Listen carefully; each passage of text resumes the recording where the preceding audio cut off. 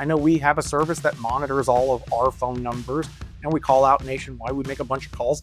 Every now and then we get flagged as scam likely. This is totally different. This is not scam likely. And there's no way to pay to get it corrected, have the service in place to say, hey, I'm not scam likely, notify the carriers, prove yourself. There's no way to do that. Now, absolutely everybody you call that doesn't have your number, you're getting screened, you're talking to AI. This is what's coming down the pipe. How do we get around it? What do we do to solve the problem?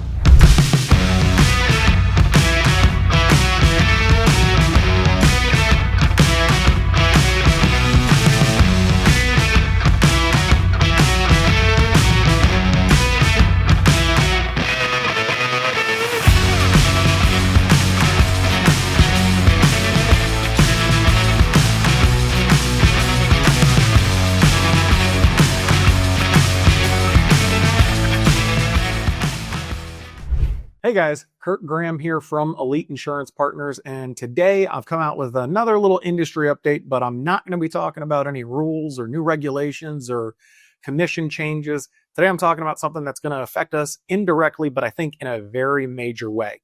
If you're like me, like most people I know, you probably have an iPhone. Heck, you're probably watching me on your iPhone right now. That's what the Google Analytics show me. A lot of people on iPhones, all right? iOS 26 came out. Apple just released it. I've had it on my phone for probably a week and a half, 2 weeks now, and absolutely love this feature that I'm talking to you about.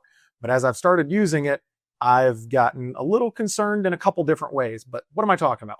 It's not how your phone looks or the home screen, how you can change icons or anything like that. It's this right here, which I blew up for us. Phone, remove unwanted distractions from unknown numbers with call screening, which gathers the necessary information before, big emphasis on before, your phone rings.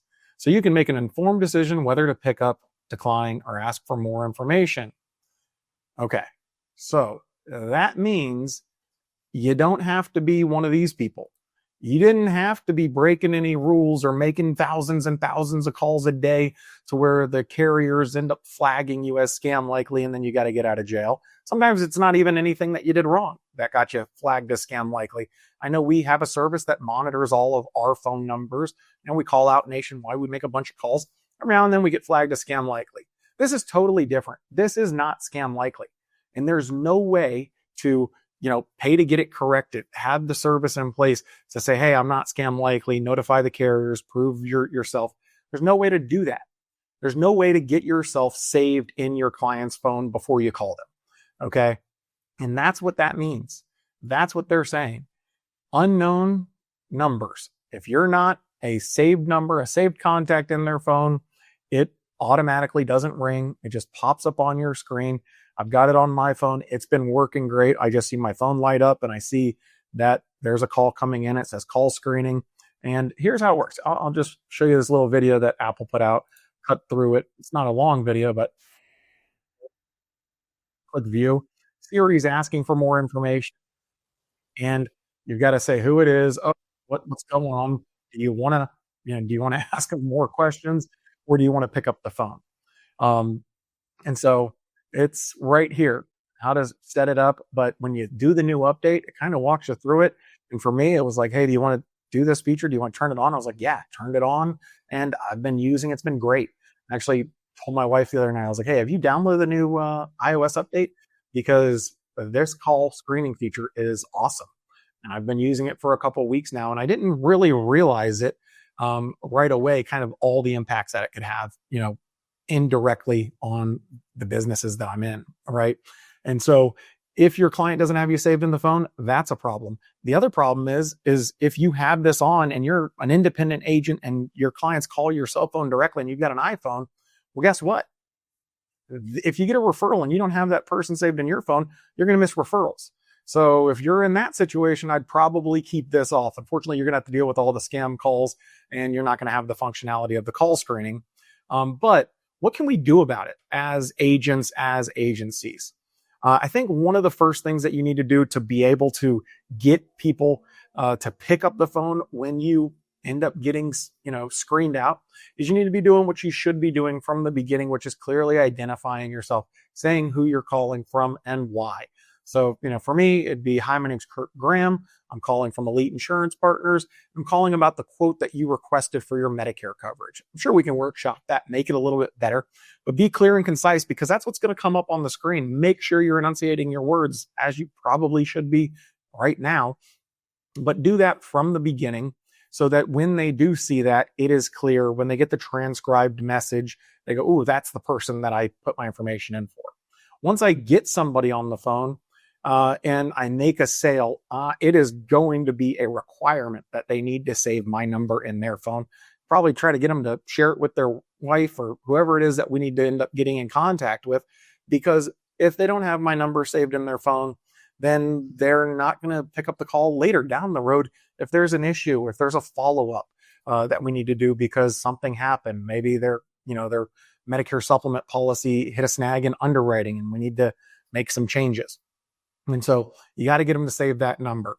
Other things that you might be able to do that sometimes help is sending out a text message before you make the call. I know when I get a text message and then somebody calls me, if I don't have the number saved in the phone, it says this is probably or likely this person, because it's probably Joe because he sent a text message saying, "Hey, this is Joe." Send an email. All of those things can help. But it's not going to get you through the screening. Another thing you can do is actually another Apple program, which is called Apple Business Connect. It's very similar to Google My Business. If you're in this business and you don't have a Google My Business, you don't have Apple Business Connect set up, you should do both. Okay.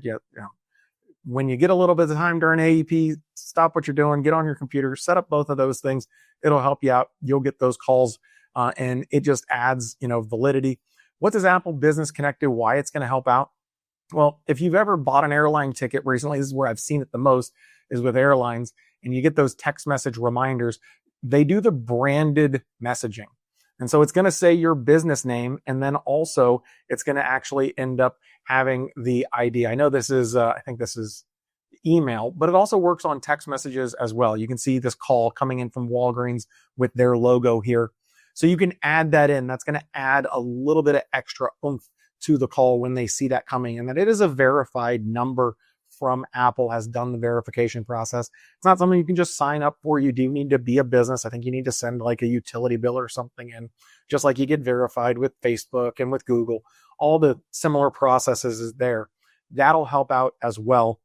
But absolutely, when you get a client on the phone, if you make it through the screening from the beginning, you've got to get them to save your numbers from now on. That is, if you haven't been doing it, you should be. And one of the things that I would suggest is actually making it easy for them. So this is a vCard maker. And a vCard is essentially just your contact information in a format that easily saves into phones. It's kind of a universal thing. This is free. You put in your information here and come on down. You can put in all this stuff. And come on down to the bottom, you can click generate and it'll pop out this thing. It'll download, and then you can save that as an attachment that you can throw into your CRM and, add it to an email, explaining what's going on, that they need to save your contact. Add it to your automated text messages so that they save those contacts, because, you don't want to just be able to get a hold of them the first time. Obviously, that's the most important time. But if there's ever anything that comes up and they don't have you saved and they get screened, then that's a problem. Okay. I don't think this is widely spread. I've gone around, talked to a couple people about it. I've actually kind of been evangelizing for it because I like it so much. And I think as word of mouth spreads, it's going to get more and more popular. And if you're around and you got hit by scam, likely you saw your contacts rates go down. I'm sure. And then you had to get it corrected. There's no way to correct it. We can't pay to fix this problem now. We've got to adapt, and we've got to come up with ways. If you've got any suggestions, I'd love to hear about them. It's just some of the things that I came up with. Yes, this is an Apple specific, iOS 26 specific feature, but guess what? Android's had it for years, but it's with some of their select phones. I think the Pixel. I think as this gets more and more popular, I wouldn't be surprised if Android rolls it out in a much more similar way to what Apple has done. Make it a feature that is just prominent right at the front. And then now absolutely everybody you call that doesn't have your number, you're getting screened, you're talking to AI. This is what's coming down the pipe. How do we get around it? What do we do to solve the problem? I hope those were some useful pieces of information. Hope those were some useful pieces of advice. Again, be clear and concise when you end up hitting that. Make sure you're getting your clients to save the numbers. Probably check out your analytics on what counts as a connected call versus what's not a connected call. I know that's something that we track in our organization that we, probably will have to adjust on how we look at that, because you don't want to be wasting those leads. You spent enough money to get those ads in front of those people and they gave you their information. You've got permission to contact. Now you're just getting screened out by the phone. That's no good. You got to work around. We got to come up with ways to solve this problem, make people aware of it. And then unfortunately, as more and more people become aware of it, we're going to get screened out more, but we've got to, do what we can to get in contact with them. If you have any questions about this, any of my other videos, don't hesitate to drop a comment below, reach out, emails down below. You can get in contact with me. Join our group, Insurance Disruptors, over on Facebook. I put out these videos so you don't miss them, because you're probably not scrolling YouTube all the time. But would love to hear from you. And like I said, if you got any suggestions that I didn't bring up in this one, I'm sure there's a lot of great ideas out there. I'd love to hear them, and love to work with anybody that's coming up with those ideas. All right, we'll talk soon.